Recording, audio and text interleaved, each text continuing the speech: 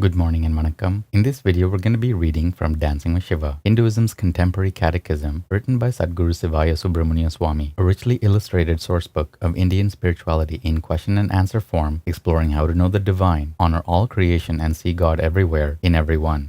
Today's lesson is lesson 27, and we'll begin by reading the caption to the facing image. Kneeling before the divine Shiva Shakti, a devotee offers his long braided locks at the Lord's feet. Such personal sacrifice represents the surrender of ego, which must be relinquished as we approach the creator, preserver, and dissolver of the universe. Lesson 27. How is our soul different from Shiva? Shloka 27. Our soul body was created in the image and likeness of the primal soul, God Shiva, but it differs from the primal soul in that it is immature. While Shiva is unevolutionary perfection, we are in the process of evolving. Om. Bhashya. To understand the mysteries of the soul, we distinguish between the soul body and its essence. As a soul body, we are individual and unique, different from all others, a self-effulgent being of light which evolves and matures through an evolutionary process. This soul body is of the nature of God Shiva, but is different from Shiva in that it is less resplendent than the primal soul and still evolving, while God is unevolutionary perfection. We may liken the soul body to an acorn, which contains the mighty oak tree, but is a small seed yet to develop. The soul body matures through experience, evolving through many lives into the splendor of God Shiva, ultimately realizing Shiva totally in Nirvikalpa Samadhi. Even after self-realization is attained, the soul body continues to evolve in this and other worlds until it merges with the primal soul, as a drop of water merges with its source, the ocean. Yea, this is the destiny of all souls without exception. The Vedas say, as oil in sesame seeds, as butter in cream, as water in riverbeds, as fire in friction sticks, so is the Atman grasped in one's own self when one searches for him with truthfulness and austerity. Om Namah Shivaya. Good morning and vanakkam. In this video, we're going to be reading from Living with Shiva, Hinduism's contemporary culture, written by Sadhguru Sivaya Subramania Swami. 365 daily lessons based on ancient Vedic laws, disclosing how to approach family, money, relationships, technology, food, worship, yoga, and karma to live a truly spiritual life. Today's lesson is lesson 182, and the topic is Our Young Missionaries. All of the young people here today, each and every one of you, must be proud that you are living the Saiva Dharma. You must be proud to be Saivites, proud that you know this great God personally. Now, this is not an egotistical kind of pride which sets you apart from everyone. It is a pride of humility which makes you very compassionate toward all. Stand strong for Saivism. It is your duty to help spread the Saiva Dharma throughout the world, to let each one hear about Shiva, about the great Mahadeva Ganesha, about the great Mahadeva Murugan. Let them accept or reject as they choose, but first they must hear your message. You are all the young missionaries of our religion, the young missionaries of Saivite Hinduism. You must study this religion most diligently. Study hard so that you can turn the minds of others toward goodness, toward selflessness, toward godliness. You must study very, very hard, very diligently, committing the Saiva Dharma to memory, so that when you are asked questions about your religion, you have a ready and convincing answer and can give forth that answer with confidence. You must be strong, for there are many more temptations in the world today than when your parents and grandparents were raised. Those who are young nowadays face far more temptations than ever before, especially from the Western world.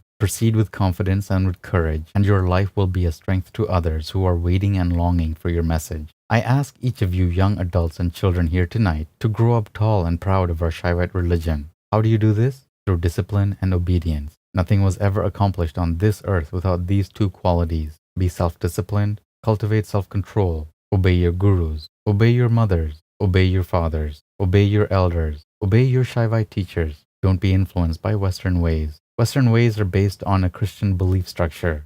If you do all of this, you will become the leaders of the Saivite Hindu temple tradition. Religious learning is the greatest learning, the only permanent learning. All else is transitory and changing. Religion is the knowledge of the soul. God Shiva created your soul. Your mother and father created your body, brought you into this world. But you create your own experiences in this life from the sum total of experiences in your past lives. You came to this earth for one purpose, to learn of your religion. You are on this earth for the evolution of your soul. You are not here to earn money. You are not here to gratify yourself through excesses. You are not here to fight with each other. You are not here to accumulate material conveniences. You are here to learn of and then to fulfill your religion. It is knowledge of religion in your life that makes the soul evolve. So learn your religion fully, properly, intelligently, and it will guide you through this life into a better birth or on into moksha, liberation from earthly existence. Sutra 182 of the Nandinada Sutras, Harnessing Science with Religion. Shiva's devotees who are scientifically and alchemistically inclined naturally approach each investigation in awe, consider themselves servants of the divine, and subjugate themselves to the guidance of their preceptor. Om. Good morning and vanakkam. In this video, we'll be reading from Merging with Shiva, Hinduism's Contemporary Metaphysics, written by Sadguru Sivaya Subramania Swami. 365 enlightenment lessons from a mystical master, revealing the depths of Raja Yoga, the clear white light, the states of mind, and the ultimate spiritual destiny of every seeker. Today's lesson is lesson 182, and the topic is seeing oneself in others. It is a principle on the path that until we are rather advanced, we do not really know whether we have reprogrammed the subconscious mind or not, or if the reprogramming has been done correctly. However, we do know when we create something with our hands whether it is done correctly and carefully. We also know when it is finished, for we can see it on the physical plane. Taking a physical substance into our hands, using it carefully and systematically, and disciplining ourselves to finish that which we have begun is a powerful process. By doing this, we overcome habit patterns of carelessness and of not being able to pay attention to details. We also overcome the habit of becoming distracted. So, choose a hobby or a craft. It should be something that you do with your hands that changes the form of physical objects, such as taking clay and out of it making a beautiful vase or using yarn to weave a lovely tapestry. As soon as the subconscious mind has been positively reprogrammed, even just a little, the channels of intuition begin to open and you feel peaceful.